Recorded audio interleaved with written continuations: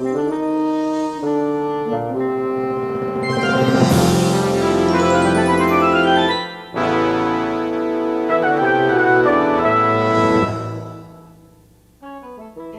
Stevenson is my name. My husband, Hugh Stevenson, and I were born in Scotland, some 40 miles south of Glasgow. We came to this Indiana territory to begin our life as husband and wife. We came across the valley of Virginia upon the backs of horses, and upon other horses we placed our farming tools and cooking utensils. In fact, everything we own. Our life is hard, but we've stuck to it, and I believe we'll do all right. There are now 15 other families scattered across this fertile Ohio River plain. They too are Scots, from Edinburgh and Paisley. On the Sabbath, we visit and we worship together. We pray for each other and for the folks we've left behind in Scotland. The Presbyterians downriver in Louisville have promised to send a preacher our way. We will build a proper meeting house soon. This faithful and intrepid band of Scots Presbyterians did build their meeting house in 1820, and Presbyterians have been worshiping on this spot ever since. Who are we Presbyterians, and how did we get to be this way? Presbyterians have beliefs in common with all Christians, but we have certain characteristics that have always been important to us. We believe that God is God of all of life and not just the church. And our church is a church in the world, not a world in itself. Y queremos lograr hacer un punto donde la iglesia sea instrumento. What's your name and the date? Because we believe that God alone is sovereign of the conscience of each human being, we support democratic forms of expression. In our congregations and everywhere else in our church, we debate so that all may be heard. We vote, and the majority rules. The ministry of our membership is important to us. We believe that God works through members as well as ministers. Also, we understand that God's Word, found in the Old and New Testament, should offer guidance for our lives. The Bible informs what we believe and teaches us how we are to live in the world. That's why we Presbyterians make a special effort to listen to all of the Bible. And sometimes that's difficult. But rather than pick this part or that part, we try to affirm God's message for all in its entirety, so that God's will may be truly done on earth as it is in heaven.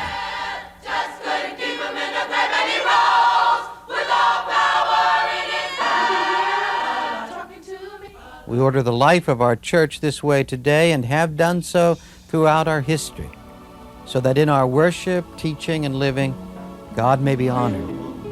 We tell our church's story to demonstrate what God has done and is doing. When we are at our best, what we Presbyterians believe and do is directed toward this one goal, to honor God. That is the sum of our history and tradition.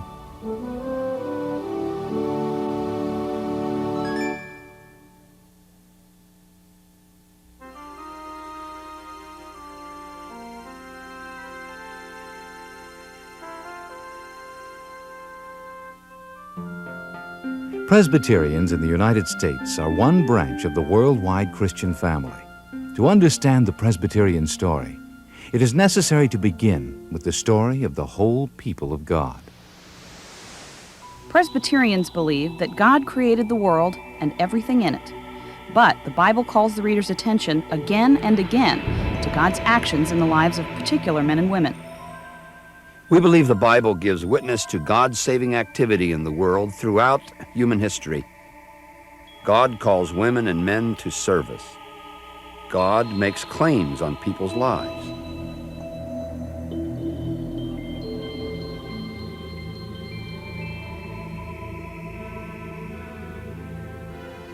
Along with other Christians, American Presbyterians see the coming of Christ as a turning point in history. In Jesus Christ, the majesty of God was found in human form.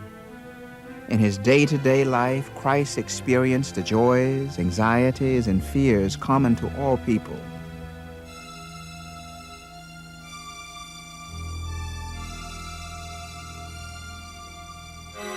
God's will for the salvation of the world through Jesus Christ, who was crucified and then rose from the dead, became the church's central message.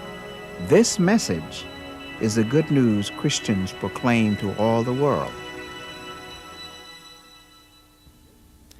After Jesus rose from the dead, his disciples became the first members of a courageous worldwide movement, the Christian church. Jesus' ministry had taken place mostly among the people in Galilee and Judea, but the apostles and elders who gathered in Jerusalem recognized that God's message of salvation through Jesus Christ was intended for all people, not just the Jews of Roman Palestine. And so the Christian mission began to spread throughout the world. From Jerusalem, apostles like Peter and Paul carried the message of Christ to the north and west along the well-traveled trade routes of the Roman Empire. Within the first generation after Christ, the good news of the gospel had spread south to Ethiopia and eastward toward India. Christian communities were a force for change in people's lives. Because of this, many rulers of that day regarded the church with suspicion. In AD 64, the Emperor Nero found it convenient to blame the Christians for one of the worst tragedies of his reign, the burning of the city of Rome. He ordered mass arrests and had many believers put to death. Pliny, who was the governor of the province of Bithynia, sent this report about the Christians back to his emperor, Trajan. This new faith is being embraced by many of all ages and every rank, and also of both sexes. It is their habit on a fixed day of the week to assemble before daylight and recite by turns a form of worship of Christ as a God. They bound themselves with an oath, not to commit theft or robbery or adultery. Despite continuing persecution, the number of Christians increased rapidly during the church's first 3 centuries. In 312 AD, the Emperor Constantine, caught up in a vicious civil war, was preparing to defend Rome. After taking up a defensive position at the Milvian Bridge near the city, he had a vision of the cross of Christ. He saw the words in the sky, "In this sign you shall conquer." Constantine's army won that day, and the emperor of the Roman Empire eventually became a Christian. During the century following Constantine, the church went from a condition of persecution to one of acceptance, and it acquired a vision of transforming the Roman Empire into a Christian empire. Imperial patronage of the church was climaxed when Theodosius made Christianity the official religion of the state. The leaders of the state church began to oversee the gathering in of great wealth and worldly power. Imperial gifts and wealthy bishops built basilicas finished with solid gold and precious stones. Where there was corruption in periods of the church's history, reformers came forward to call Christians back to their biblical roots. A French contemporary of St. Francis, Peter Waldo, encouraged people to read the Bible in their own language and called on his followers to rely on faith in Christ for their salvation rather than in elaborate sacramental rituals. 200 years later, the Englishman John Wycliffe called on the church establishment to give up its material possessions and political power. He began one of the first translations of the Bible into English. John Huss proclaimed his vision of reform in Prague. Here in 1415, Huss was burned at the stake. Next, we shall see how the spirit of Christian reform, advocated by Waldo, Wycliffe, Huss, and the others, flamed in the hearts of Martin Luther in Germany and John Calvin in Geneva. We Presbyterians in the U.S.A. are the children of their Reformation.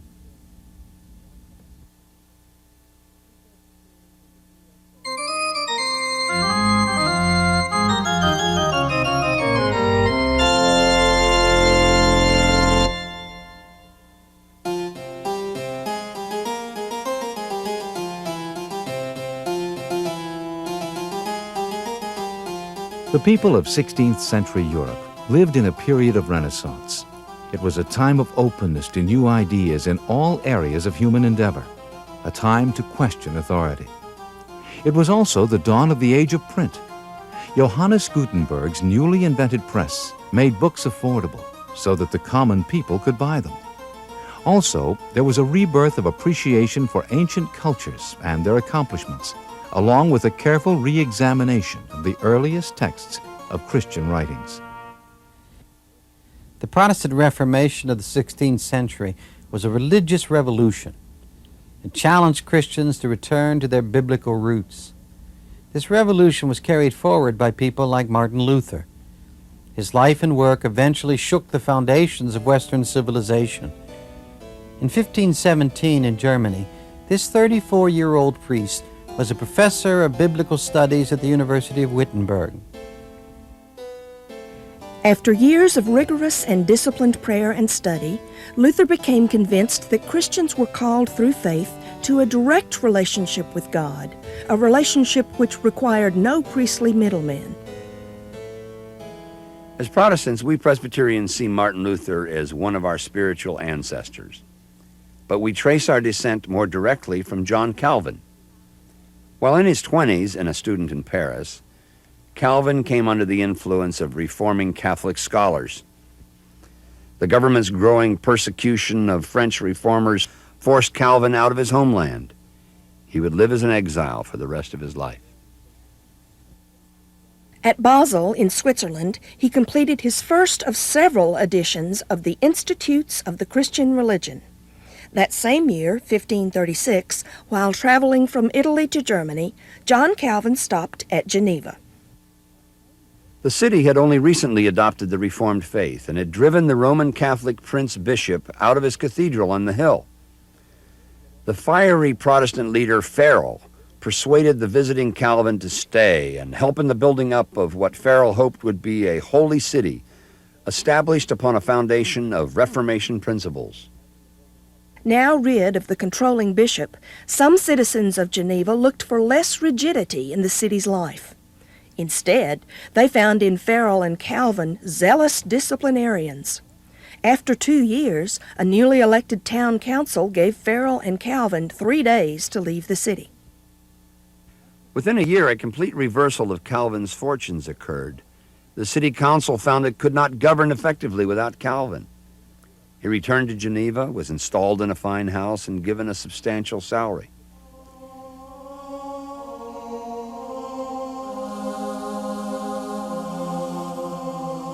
From here, the 32-year-old pastor, teacher, and theologian established his vision of a holy commonwealth. Calvin insisted that the truest test of a person's faith is love for the neighbor. Further, this greatest theologian of the Reformation believed that a theology written in textbooks must also be written in lives. Education was central to Calvin's vision of the social order. With his colleague, Theodore de Bèze, he founded the Academy in Geneva. The old building is still used today for the education of young people. For Calvin, God's sovereign love means there is no aspect of private or public life which is beyond God's care and concern. Not even the sewers of Geneva were beyond Calvin's sphere of interest, because he understood their potential for destroying the health of the city. In the medieval Catholic Church, power had come to rest in the hands of a single bishop. Calvin recommended that authority be exercised by representative groups of ministers and elders. The early church had a shared ministry of apostles, elders, and deacons. The word Presbyterian comes from the Greek word presbyteros, or elder. Presbyterians are governed by ordained church officers known collectively as presbyters. Calvin died in May 1564. He was surrounded by those who shared in his struggle to reform Christ's church. John Knox, the Scottish reformer, was another religious exile in Geneva during Calvin's time. While there, he witnessed the gospel's power to transform systems of government. For Knox, religious faith had an inevitable effect on the world outside the church doors. When he returned home, Knox fought for religious and political reform. He thundered opposition to the Catholic Queen, Mary, Queen of Scots. Scottish nationalism united with Protestantism to overthrow the government and religion of the country's rulers. A parliamentary tradition was established. Reformed theology, embodied in a church governed according to Presbyterian principles, began to spread across Europe. And in an age of exploration and colonial expansion, it was not long before Presbyterians found their way into the New World.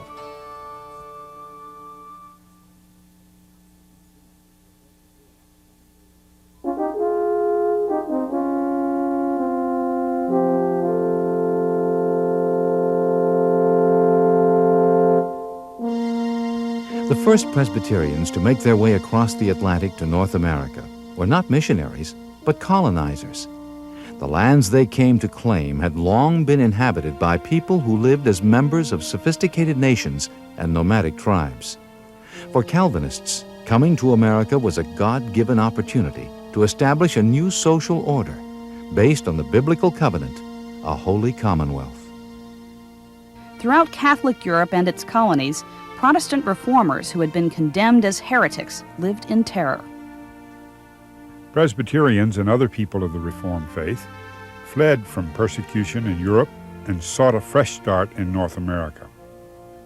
Most of the early American Presbyterians came from the British Isles, from England, Scotland, and Ireland. In 1640, a Presbyterian congregation at Southampton, Long Island, was organized. At that time, there were only 40,000 settlers in the British colonies of North America. 1/10 of them, 4,000 people, were Presbyterians. A little more than 10 years later, a Dutch Reformed congregation worshiped here at Newcastle in Delaware. More than 100 years before the American Revolution, this congregation became Presbyterian, and it thrives to this day. By the 1670s, Scots-Irish settlements were springing up in the Chesapeake Bay region of Maryland. But worship services were few and far between. Urgent appeals for more ministers were sent back to the British Isles. In 1681, Francis McKimmey was chosen by his presbytery of Laggan in Ireland to minister among the exiles in far-off America.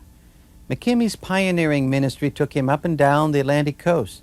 He was one of 7 Presbyterian ministers who gathered at Philadelphia in 1706 to form what they called the General Presbytery. As they returned to their homes, these Presbyterians realized that in a basically unchurched America, each minister was a missionary. In the spring of 1707, Lord Cornbury, governor of New York, jailed McKimmey for preaching without a license. Cornbury called the rebellious McKimmey a disturber of governments. McKimmey told the jury that his license to preach came from God, and that as an English subject, he was entitled to fundamental civil rights, including freedom of speech and freedom to practice his religion. McKimmey was acquitted. American Presbyterians became champions of the freedom to worship, to preach, and to teach without interference from civil authorities. Lord Cornbury would not be the last English colonial official to refer to rebellious Presbyterians as disturbers of government. Our Presbyterian ancestors organized a General Synod in 1716. One of its first acts in 1717 was to create what they called a fund for pious uses. This money was devoted to supporting missionaries as they took the gospel to new settlements springing up in the West and South. The West in those days was, of course, western Pennsylvania and western Virginia. Educated ministers still came from British universities, but training American preachers presented a challenge to our young church. In 1746, William Tennant set up his own school known as the Log College in Nasumee, Pennsylvania. He educated a generation of Presbyterian ministers, including his own sons. From the inspiration of Tennant's Log College arose the College of New Jersey, later to become Princeton University. Charleston in South Carolina was first settled in 1670. It became the port through which Presbyterians proceeded into the Carolinas and Georgia. Here the Reverend Archibald Stobo served several Presbyterian congregations in the early 1700s. He had little communication with Presbyterians far to the north. Charleston Presbyterians founded their presbytery in 1722. When Charleston Presbyterians were taxed so that Episcopal churches could be built and maintained, Stobo and 2 neighboring Presbyterian ministers rebelled. From this fertile ground sprung the first Scots Presbyterian Church, founded in 1731. Over the centuries, this congregation has survived earthquake, fire, tornado, and more than one devastating hurricane. Through the many generations of its life, the congregation has faithfully served the gospel of Christ through its worship and mission life. In the 1730s, a spiritual revival spread like wildfire through the colonies.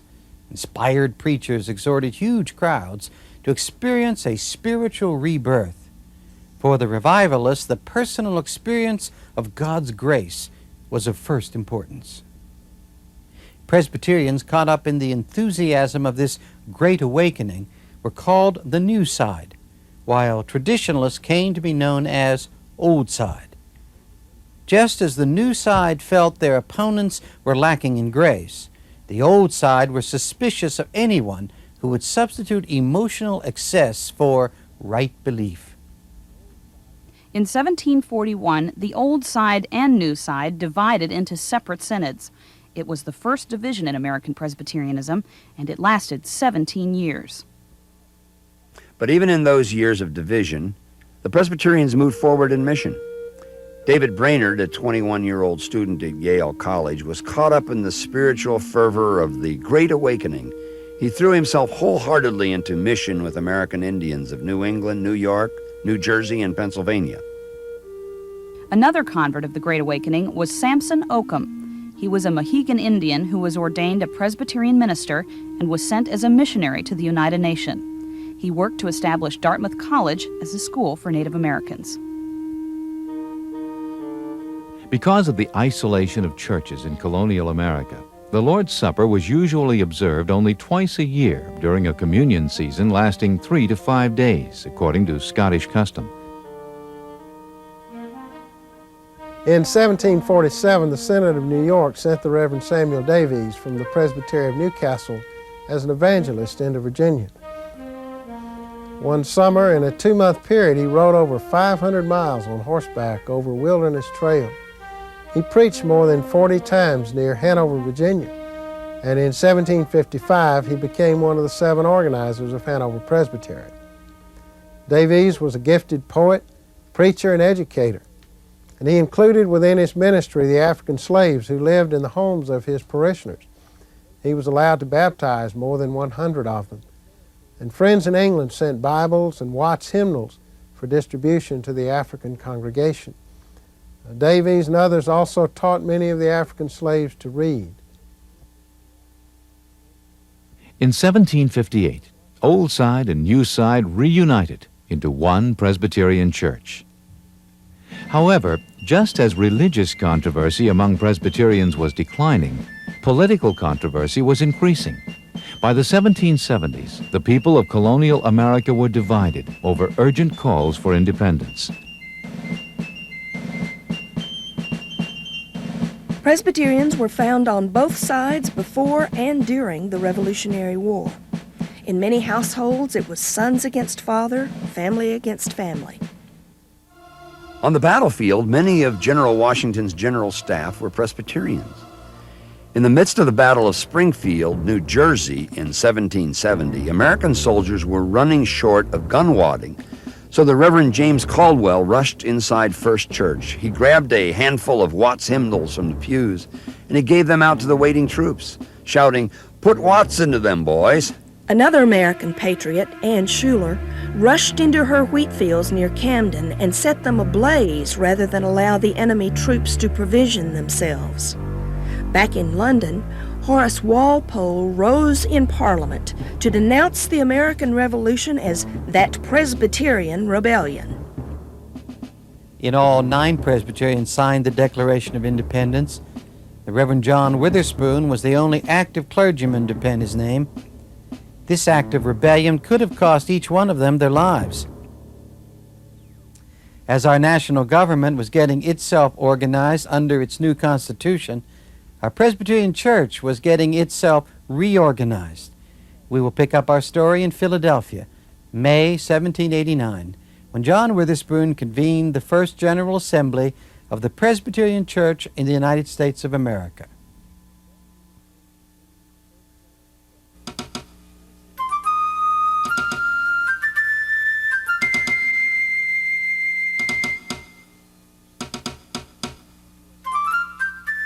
The first General Assembly of American Presbyterians was convened by the Reverend John Witherspoon at Second Presbyterian Church, Philadelphia, in May of 1789. This Witherspoon was an educator, parson, patriot, and politician. He was born in 1723 at this small village in Scotland, only a few miles down the road from the birthplace of John Knox. Witherspoon's father, James, was the parson of Yeaster Parish. This is the kirk in which Witherspoon was nurtured. At age 14, he was enrolled at Edinburgh University. At age 20, he began his ministry, which was most successful. In fact, he became so prominent that in 1768 he was offered the job of president of Princeton College in far-off New Jersey. When that first General Assembly got down to work, the commissioners elected the Reverend John Rogers of New York as moderator. They expressed a concern for the spreading of God's Word. A vote was taken to print and circulate faithful impressions of the Holy Scriptures. They moved to consult with Presbyterians who would prefer a more independently congregational form of church government. The Assembly organized the work of new church development and missions on the frontier, and they exhorted the 17 existing American presbyteries to join in love for each other and in loyalty to Christ. Congregations continued to spring up in the East and along the routes of the westward expansion. Women's groups in congregations organized societies to promote missions. Presbyteries struggled to supply the need for ministers.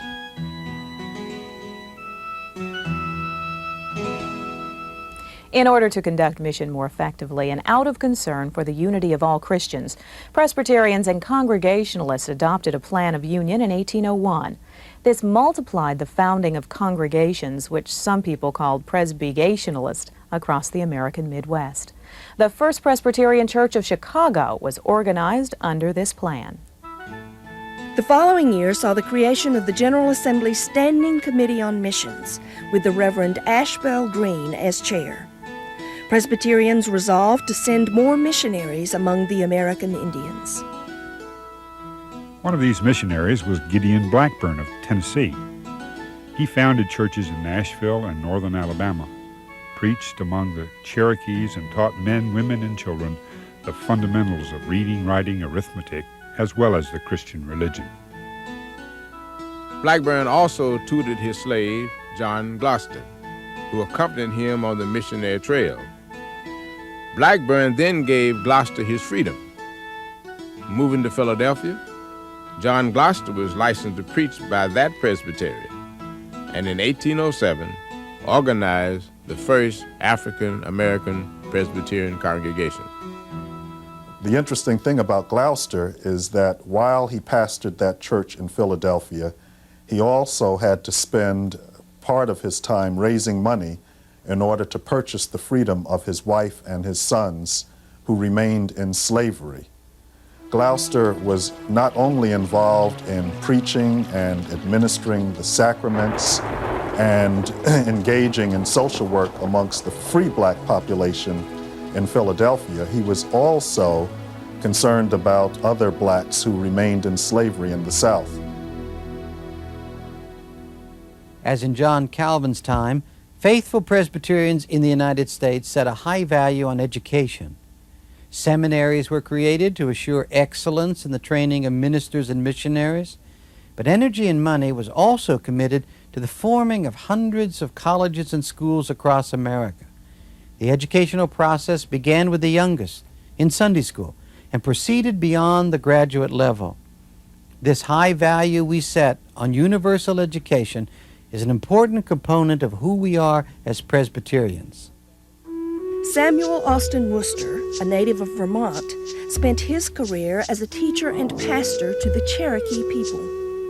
When gold was discovered on their tribal lands in 1828, the state of Georgia seized their property and drove them on a brutal forced march to reservations west of the Mississippi. This was a total violation of the solemn treaty obligations and in violation of a United States Supreme Court ruling supporting the Cherokee. Georgia imprisoned Worcester for 16 months at hard labor for his protests. Still in his prison garb, He and his family proceeded with the Cherokee on their trail of tears every step of the way. Worcester remained with them, organizing a church and school and a printing press for the publication of Bibles, hymnals, and a Cherokee almanac.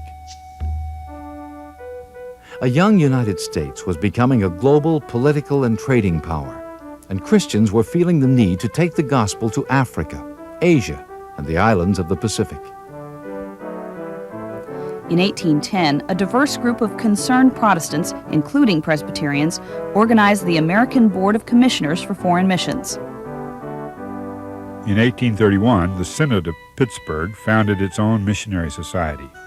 A few years later, the General Assembly established a Board of Foreign Missions, which then appointed 44 Presbyterian missionaries, 20 of whom were women.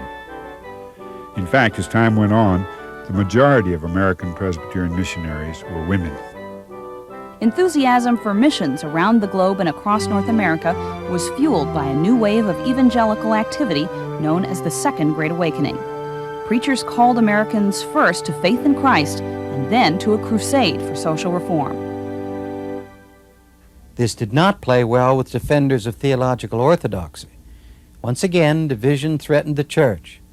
Some groups had broken away from the Presbyterian Church in the early 1800s, among them the Cumberland Presbyterians and the Disciples of Christ. Then, in 1837, the General Assembly split between New School Revivalists and Old School Traditionalists. Differences over theology, polity, and slavery aggravated tensions and caused the division. Each time American Presbyterians divided, the world's need for Christ's gospel and mission continued, and Presbyterians responded. In 1836, Dr. Marcus Whitman and his wife, Narcissa Prentice Whitman, and Henry Harmon Spalding, a minister with his wife, Eliza Hart, left New York State as missionaries to the Nez Perce and the Cayuse nations of the Pacific Northwest. Narcissa Whitman and Eliza Spalding are believed to be the first white women to cross the Continental Divide. Whitman organized the first Presbyterian church west of the Rockies in 1838. In 1847, hostilities broke out between the white settlers and Native Americans. Too much blood was shed on both sides.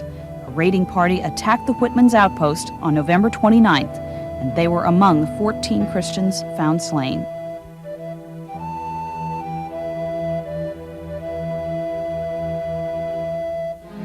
Many church leaders in the North and the South, especially among the New Schoolers, were early advocates of the abolition of slavery. Henry Howland Garnett, a distinguished Presbyterian minister and successful newspaper editor, in 1843 made a fiery address to the National Congress of Colored Americans. He warned the nation that Negroes might choose revolt as a just response to the injustice of slavery. The Reverend James Henley Thornwell preached eloquently that the spirituality of the church should be kept apart from political disputes. He insisted that the institution of slavery was supported in both the Old and New Testaments. When slaves were able to read the same Bible for themselves, they were able to develop what we would today call a liberation theology and focus on passages where Paul says, "For freedom Christ shall set you free. Stand fast, therefore, and do not submit yourselves again to the yoke of slavery." The Civil War erupted in 1861. American fought American, and Presbyterian fought Presbyterian. For President Lincoln, this war was fought to preserve the Union as set forth in the Constitution of the United States, a constitution he had sworn to preserve and defend. Later that year, a Southern General Assembly was founded here in the First Presbyterian Church of Augusta, Georgia. The Reverend Benjamin M. Palmer preached the opening sermon and was elected moderator. The war's end signaled the rebirth of the United States, but the open wound of Presbyterian disunity would take much longer to heal.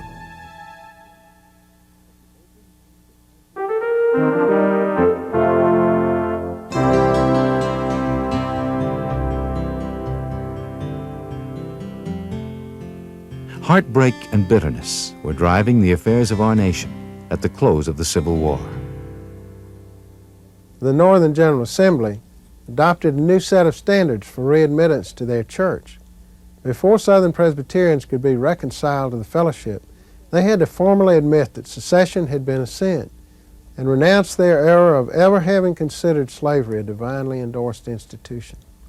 Because of this attitude toward the former Confederacy, a number of congregations in border states like Missouri and Kentucky withdrew from the Northern Assembly and joined the Southern denomination.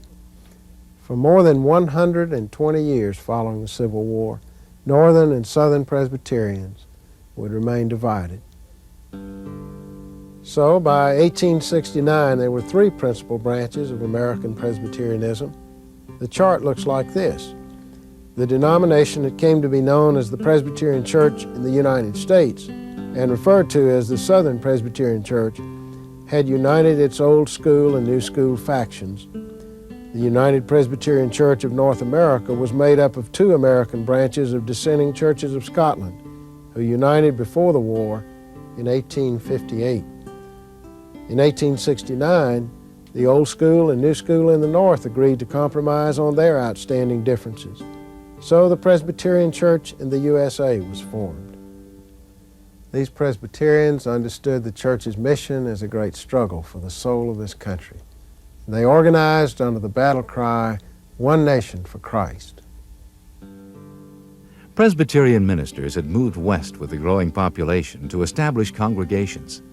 Salmon Giddings organized churches in St. Louis. In 1817, he organized the First Presbyterian Church, which is the oldest west of the Mississippi to have a continuing existence. James Hogue was for 50 years pastor of First Church of Columbus, Ohio.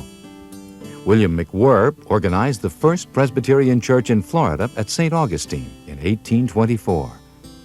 Daniel Baker went into the Texas Plains in 1840. David McFarland was commissioned in 1866 to work among Mexicans at Santa Fe, New Mexico.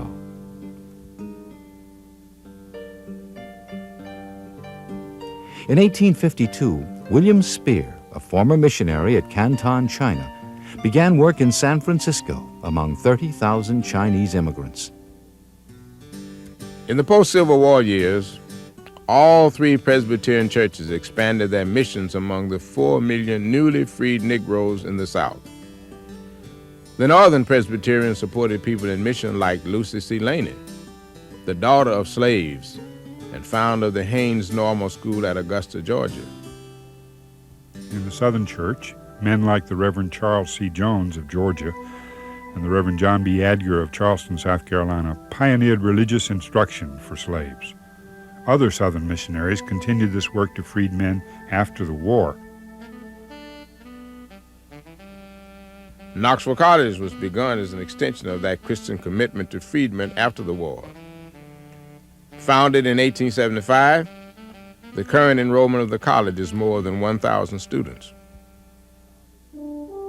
The Civil War was followed by a burst of westward expansion, which wiped out the American frontier in 2 decades. From the 1860s to the 1890s, America's population doubled to over 63 million. The expansion of Presbyterianism into the U.S.A. was in direct proportion to the financial support Presbyterians gave for home missionary efforts. By the turn of the century, there were over 1 million American Presbyterians. More than half of these Presbyterians were women. Women were in the vanguard of the church's mission work in our congregations and at every level of our church's life. They were creative and successful promoters and fundraisers for an advancing Presbyterian mission across the United States and around the world, and yet they were not eligible for ordained office. Since there were no women ministers or elders, there were no women commissioners to general assemblies. When the annual report of a women's mission board was presented, it had to be read to the assembly by a man. This inequity would not be resolved until the 20th century. Sheldon Jackson relied heavily on the women of the church to fund his national mission efforts. He traveled more than 26,000 miles each year between 1869 and 1881. He may have been the only man in America to have an unlimited pass on all railroads in the West. It was said, wherever the Reverend Sheldon Jackson goes, civilization is sure to follow. He established more than 100 churches in Wyoming, Montana, Idaho, Utah, and Arizona. From Denver, he published a monthly paper, the Rocky Mountain Presbyterian. And later, when he had established the Alaska Mission in 1877, he printed the Sitka North Star.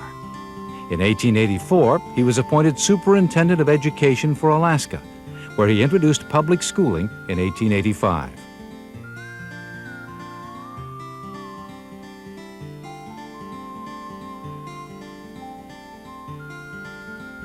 Sheldon Jackson College, Sitka, originally a training school for Tlingit Indians, honors his life and mission to this day.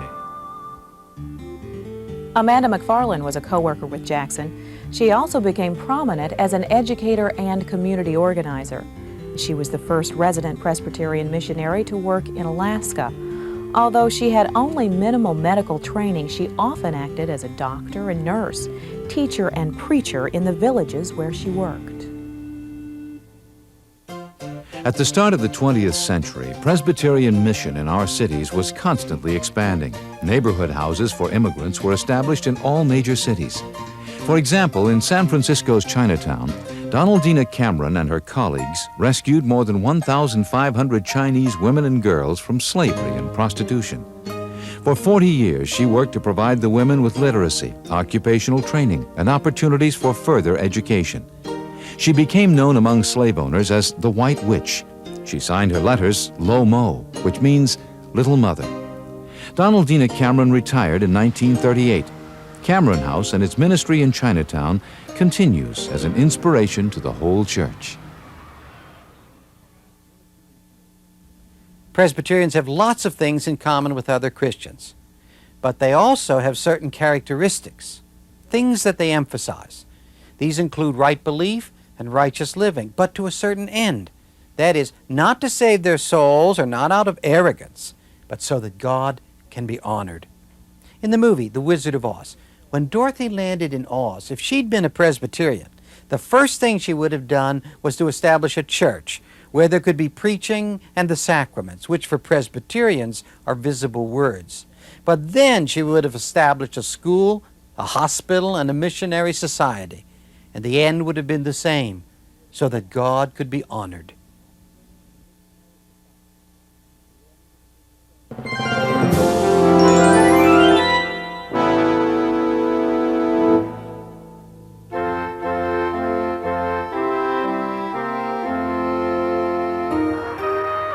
All three major branches of American Presbyterianism were committed to worldwide mission. United Presbyterians established synods in North Africa, the Middle East, and the Indian subcontinent, which were an integral part of the American-based denomination. Others taught that mission should lead to independent local churches in every land. John Nebius, an American Presbyterian missionary to Korea and China, persuaded the Presbyterian Church in the U.S.A. that the goal of its Board of Foreign Missions should be to create churches which would be self-governing, self-propagating, and self-supporting. The Southern Presbyterian Church committed itself to global outreach, sending its first foreign envoys to open schools and missions in China and Brazil. By 1926, this denomination of less than 500,000 members had more than 500 missionaries active in a dozen countries. Physicians were among the first Presbyterian missionaries to Asia. The first resident Protestant missionary to Korea was the Presbyterian physician Horace N. Allen, who arrived in 1884. In 1885, Horace Underwood began his mission life in Korea. He was the first of 4 generations of Underwoods to faithfully serve there.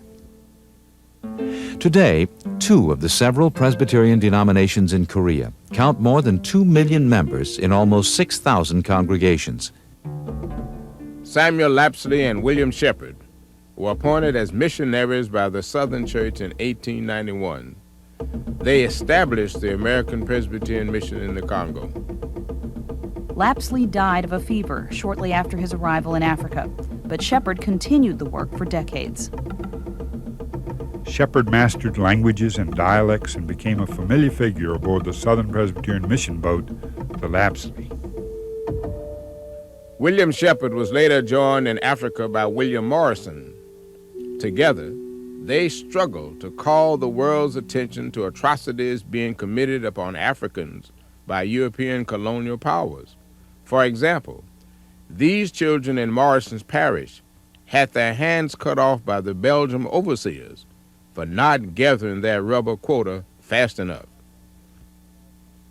Today, the Congo Mission is called the Presbyterian Community of Zaire. It numbers 1,300,000 members in 656 congregations. As the 19th century drew to an end and the 20th century began, American church leaders were instrumental in founding the World Alliance of Reformed Churches. In 1910, the Edinburgh Missionary Conference began a labor of Christian love that blossomed into the ecumenical movement.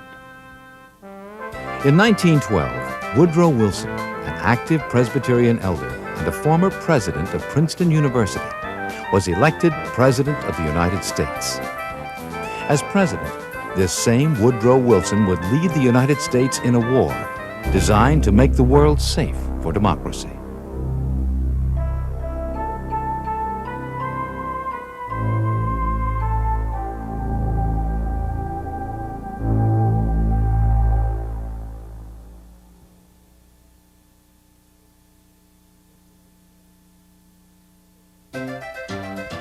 In the 1920s, modern science and new information about human beings and how they function encouraged many in the Western world to adopt new ways of thinking.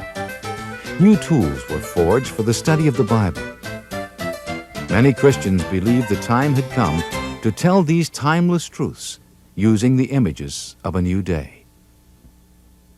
The fundamentalists, as they came to be called, criticized modernist theologians for stressing human action in place of reliance on the sovereign power of God. The church in the North was torn apart by this fundamentalist modernist controversy. Some General Assemblies backed the fundamentalists. Other General Assemblies did not. At last, in 1927, the General Assembly rejected fundamentalism as the official doctrine of American Presbyterians. By the start of the Great Depression in the 1930s, Presbyterians serving Christ through congregations, presbyteries, synods, and national mission boards struggled to feed the demanding hunger of both souls and bodies.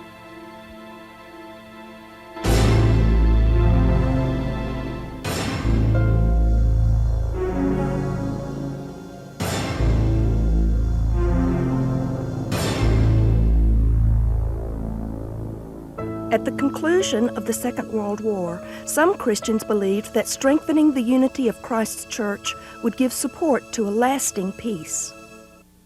In 1948, the World Council of Churches came into being at its first assembly in war-ravaged Amsterdam. The three main American Presbyterian denominations at that time were charter members of the World Council and were active at home as the old Federal Council of Churches was reorganized into the National Council of the Churches of Christ in the U.S.A. Congregations were caught up in a post-war spirit of religious inquiry. It led to the adoption of a new Christian education curriculum in both North and South. Congregations grew, unprecedented numbers of new members joined.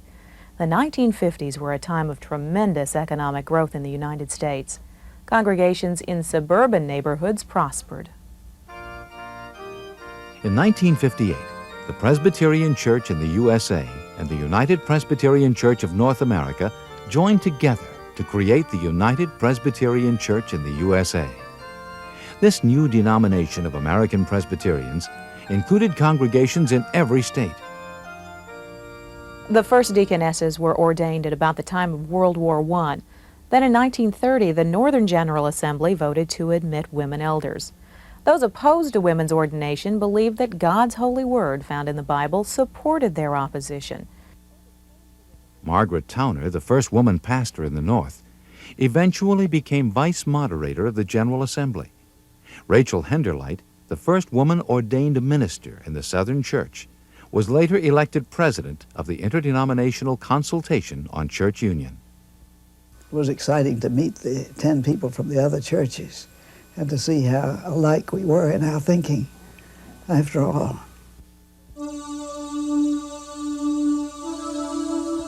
During the 1950s, the churches became more involved in the civil rights movement to end segregation.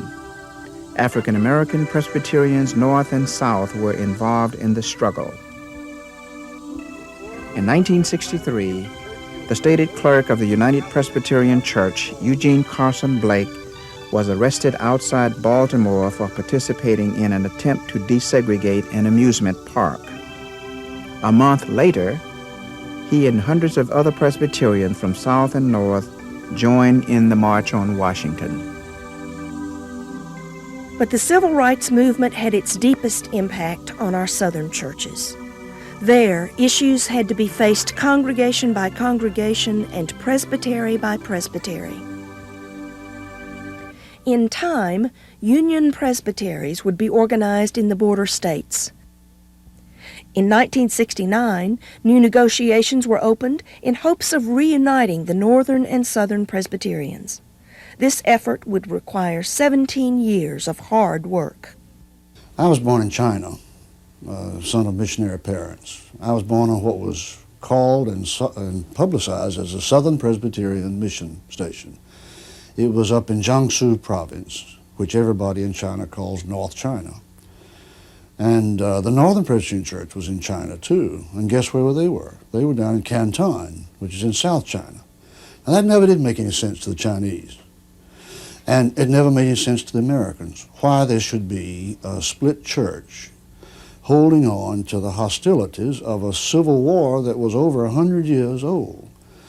You know, if you claim that you have found a reconciler and you are not reconciled with your own brothers and sisters, it weakens what you say about the one in whom you believe. The two General Assemblies met in Atlanta in 1983 and took final action on Presbyterian reunion. The reunited church adopted 10 historic confessions and within 8 years added to these a brief contemporary statement of the Reformed faith. Presbyterians produced a new hymn book and a new book of common worship for use in our congregations.